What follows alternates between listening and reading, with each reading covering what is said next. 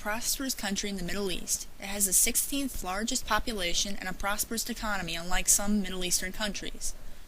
Almost half of the GDP is in services, followed by industry and agriculture. In labor, services are still the highest industry. However, agriculture has a larger workforce than industry. This must be because most of Egypt's land is desert, making it hard to make as much money as other, more fertile countries. The workforce must be larger because it takes more people to make a profit because of this. Egypt's main crops are cotton, rice, corn, wheat, beans, fruit, and vegetables. They also farm cattle, water buffalo, and goats. Industry is probably more popular because it's easier to get materials for them than agriculture and requires less workers because of its advances in technology, like robots. Some main industries are textiles, food processing, tourism, chemicals, pharmaceuticals, hydrocarbons, construction, cement, metals, and light manufacturers. Its main religion is Muslim, making up about 90% of its population. After that is Coptic, which is 9%, and other Christian, making up a measly 1%. There are also a few conflicts in modern-day Egypt. There are many terrorist attacks, some against the leaders, and some religions too.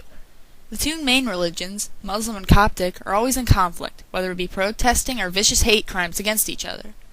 Ever since 451 ACE, where the Muslim Arabs invaded one of the major Coptic churches, there have been tension between the two religions.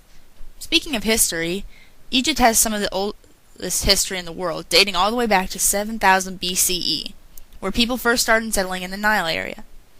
Around 2500 BCE, the pyramids were being built, although no one knows the exact date.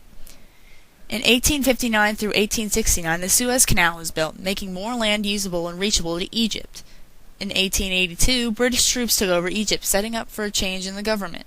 Egypt was declared a republic in 1953, changing how the government was run and making things fair for citizens. Egypt's government has changed a lot. At first, their government was based on pharaohs. In recent years, Egypt has changed into a republic, complete with a constitution adopted in 1971.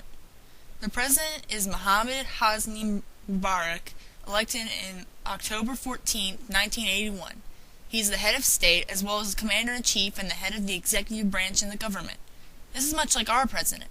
However, Egypt also has a prime minister, which is the head of the main political party in the Egyptian parliament.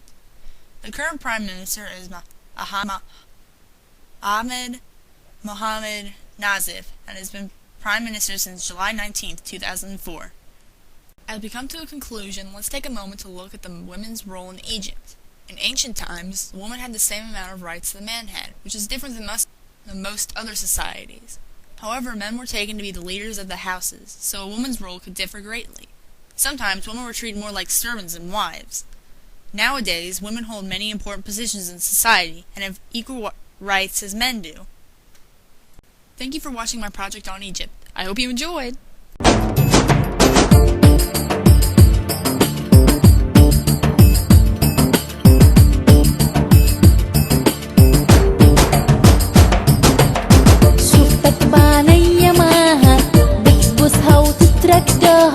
وانا عارفة هتيجي تقولي ايه